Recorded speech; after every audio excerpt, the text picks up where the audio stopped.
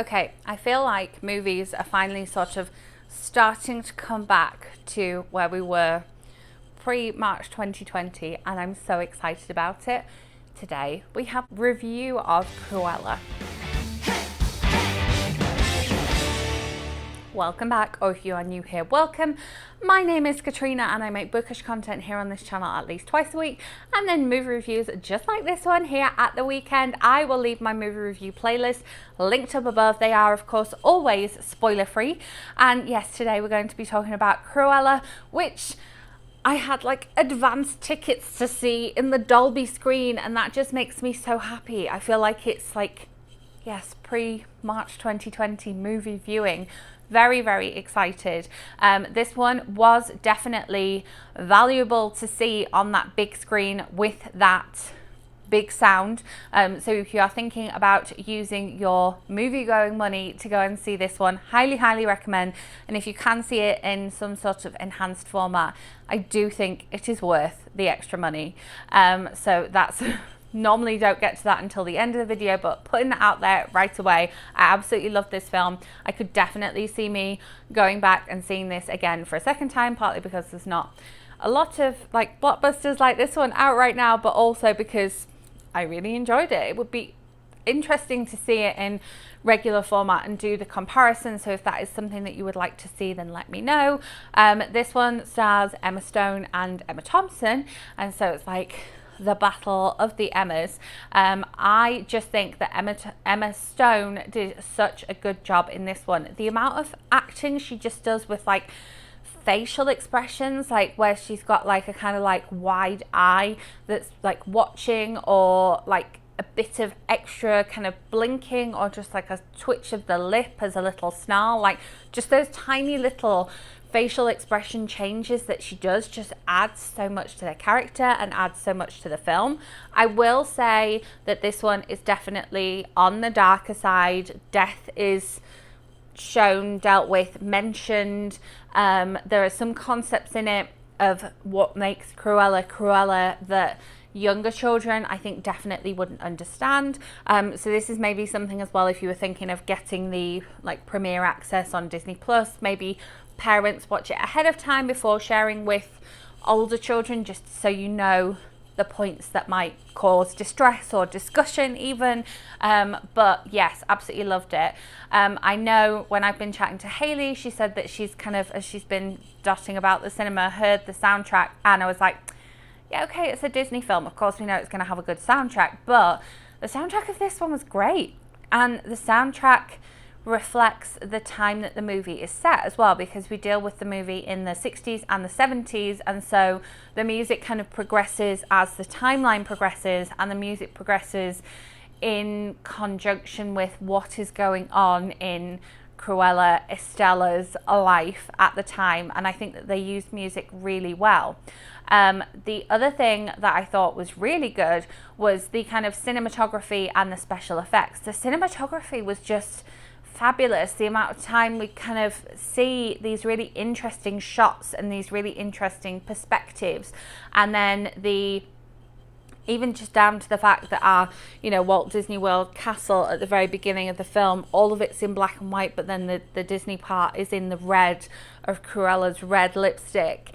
Like just some of those choices was just, yeah, it is 2.25 hours long. And it is that 2.25 hours, so if you go into the cinema, 2.25 hours plus your 20 minutes of trailers at the beginning, 'cause again, with it being a blockbuster, it was the full 20 minutes of trailers at the start. I went in, I think I had a 1:50 showing, and I went in at 2, and there was still a good solid 10 minutes of trailers and adverts, so just make sure you allow time for that.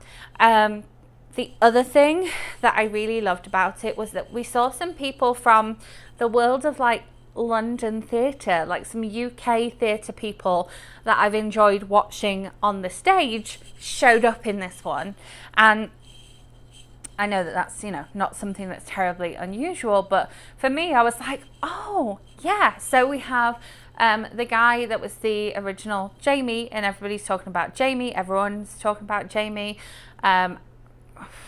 I don't know how to pronounce it. I think it's like John McCrea or McCrea.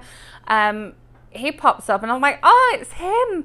And I think he's like the 4th billing in the film as well. And so that was just another like little extra level of appreciation that I had, the fact that we had people from the UK theatre world.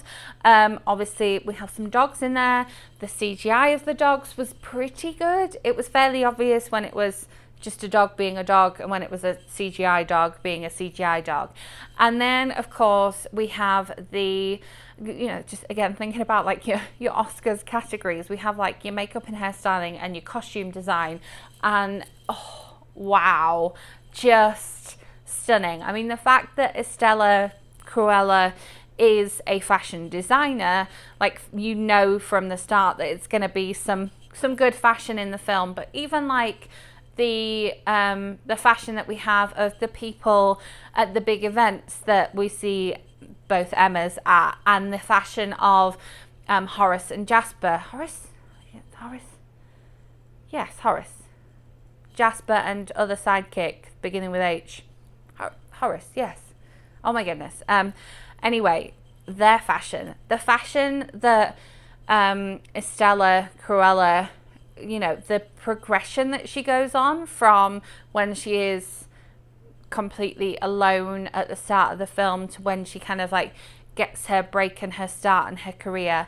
And then just, you know, the shots of London were really nice as well. That's something that I think, you know, I extra appreciate not being there. I've talked about this quite a lot, talking about books, and like when I went to see Last Christmas multiple times, I just really enjoyed the shots of London, and the fact that the shots aren't all like sunshine. They're shooting in like cloudy days. We get to see some like dawn and dusk shots and some nighttime shots, and it's just, you know, you can tell that people really appreciated the canvas that they had to work with, that is the city and the areas that they were living and capering in. And so yeah, I do highly recommend, if you can see it on the big screen, definitely do it. If you can try and see it in some sort of advanced format, like really enhanced, not advanced, enhanced format, really recommend it. I did the Dolby screen and I really enjoyed it. If I had chance to see it in IMAX, which I don't think they are showing it in IMAX because unfortunately it's come out at the same time as Quiet Place, but review of that one coming up. But yes, Cruella, big thumbs up from me. We'll probably go and see it again. I will let you know if I see it in a different format, how that was.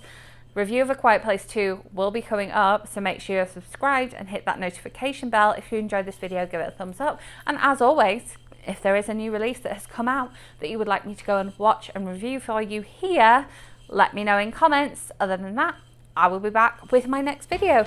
Thanks for watching.